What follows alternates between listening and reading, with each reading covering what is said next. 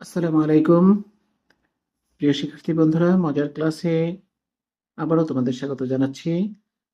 আরো একটি বিশেষ ক্লাসে অষ্টম শ্রেণীর বাংলা বিষয় নিয়ে আজকে আমরা যে ক্লাসটি দেখব সেই ক্লাসটি হলো, আমরা পড়েছিলাম একদিন ভোরবেলা এই গল্পটির যে বইয়ের কাজ রয়েছে সেই সংশ্লিষ্ট বইয়ের কাজটি আমরা সম্পন্ন করব এই ক্লাসে। এই জন্যই বললাম যে ক্লাসটি তোমাদের জন্য খুব গুরুত্বপূর্ণ। আশা করি সাথেই থাকবে, তাহলে এই ক্লাস থেকে তোমরা অনেক বেশি উপকৃত হবে। তো চলো শুরু করি আজকের ক্লাস।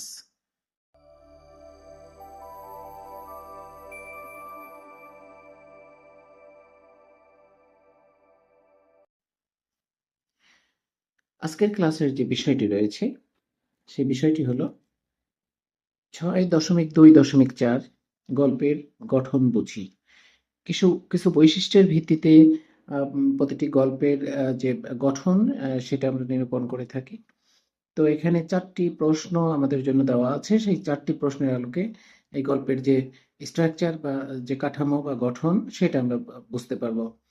তো এখানে দেখো কি বলেছে, একদিন ভোরবেলা এই গল্পটি ভালো করে পড়ো, তারপর নিচের প্রশ্নগুলোর উত্তর দাও। কাজটি প্রথমে নিজে করো এবং পরে সহপাঠীদের সাথে আলোচনা করে প্রয়োজনে সংশোধন করো।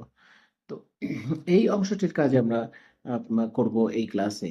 খুব ছোট্ট একটি ক্লাস, তোমরা সাথেই থাকবে, তাহলে এই পুরো কাজটুকু তোমরা বুঝে নিতে পারবে।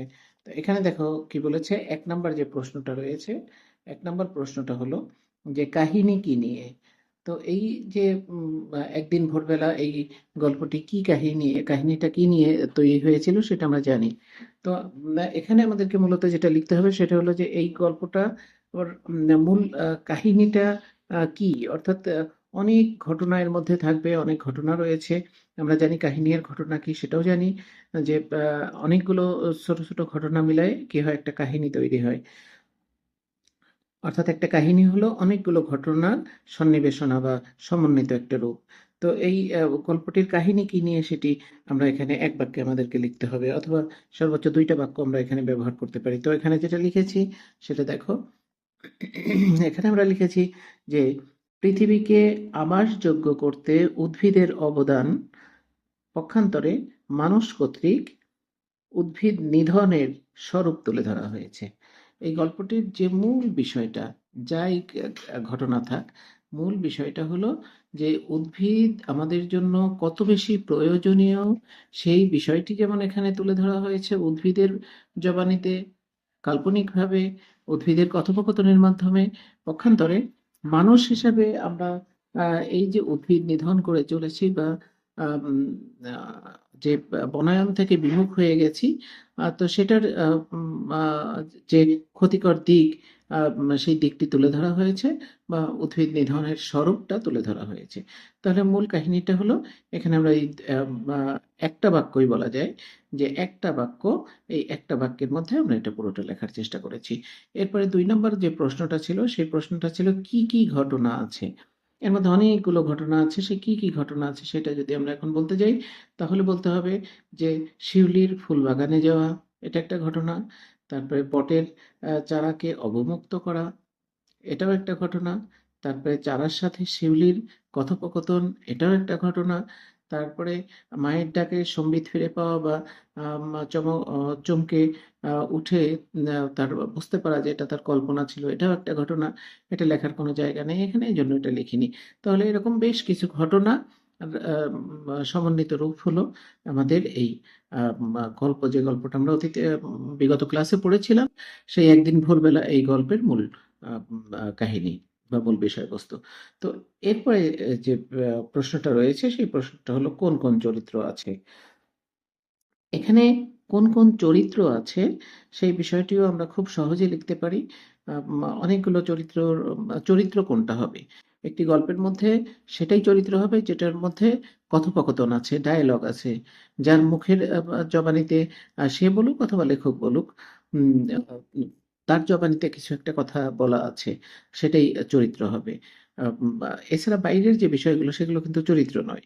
তো যাই হোক, এই যে গল্পটি, এই গল্পটির মধ্যে চরিত্র হলো শিউলি, চরিত্র ছিল।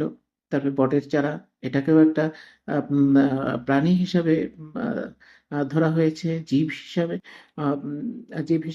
ধরা হয়েছে, যার কথোপকথন এখানে আছে।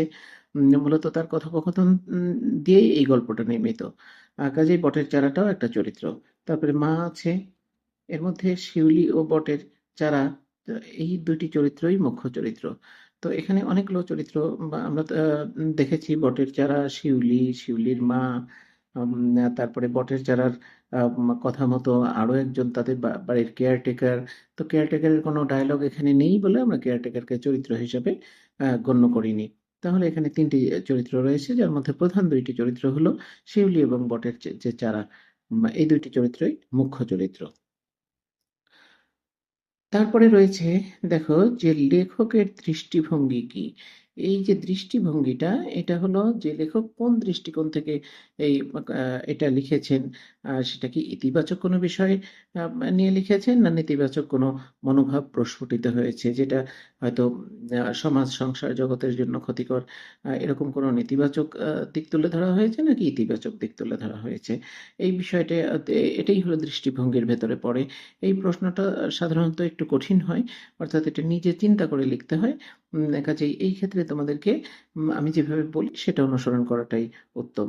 তো এখানে বলেছে যে, আমি যেটা লিখেছি সেটা হলো যে, এই গল্পের মাঝ দিয়ে লেখক উদ্ভিদ নিধনের ক্ষতিকর দিক এটা তুলে ধরেছেন। কি বলেছি, আবার পড়ি আমি। এই গল্পের মাঝ দিয়ে লেখক উদ্ভিদ নিধনের ক্ষতিকর দিক ও বনায়নের উৎসাহ দেবার ইতিবাচক দিকটি তুলে ধরেছেন। এই গল্পটির মূল যে বিষয়টি ছিল, সেই বিষয়টি হলো যে, এই যে উদ্ভিদ নিধন হচ্ছে, এর ফলে কি পরিবেশের কি ক্ষতি হচ্ছে, পৃথিবীর কি ক্ষতি হচ্ছে, মানব বা জীবের জন্য কি ক্ষতি হচ্ছে, সেটি তুলে ধরা, এবং যাতে করে আমরা আরো বিপুল পরিমাণ বনায়ন করি, এই উদ্ভিদের প্রয়োজনীয়তা বুঝে, সেই বিষয়টি এখানে নিয়ে আসা হয়েছে।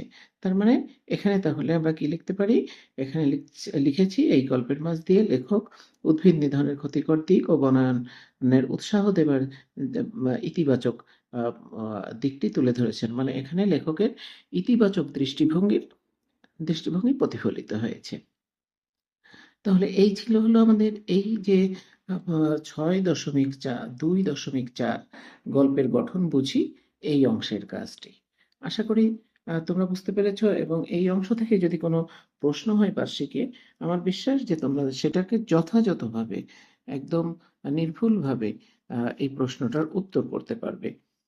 তো আমি স্থির করে ধরছি, তোমাদের দরকার হলে এখান থেকে তোমরা লিখে নিতে পারবে, বা তুমি তোমার মতো করেও যদি লিখতে চাও লিখে নিতে পারবে। তবে এই 4টা কাজ অবশ্যই লিখে তোমার শিক্ষককে দেখাবে, যে তুমি যদি তোমার মতো করে লেখো, তাহলে অবশ্যই সেটা তোমার স্যারকে দেখাবে। তো এই পর্যন্তই ছিল আমাদের আজকের এই ক্লাসটি। তো যদি ক্লাসটি ভালো লেগে থাকে, তাহলে অবশ্যই ইয়ে করবে, একটি রিয়্যাক্ট করা উচিত। যেহেতু তোমাদের জন্য কষ্ট করে ক্লাস তৈরি করি, সেটা নেগেটিভ পজিটিভ দুইই তুমি বলতে পারো। সেটার একটা গঠনমূলক সমালোচনা করলে কি হবে, তোমাদের এই মজার ক্লাসটি আরো বেশি আনন্দদায়ক এবং আরো বেশি ইন্টারেস্টিং হবে। তো আজকের মতো এ পর্যন্তই, বিদায় নিচ্ছি। আগামী ক্লাস দেখার আহ্বান জানিয়ে আসসালামু আলাইকুম।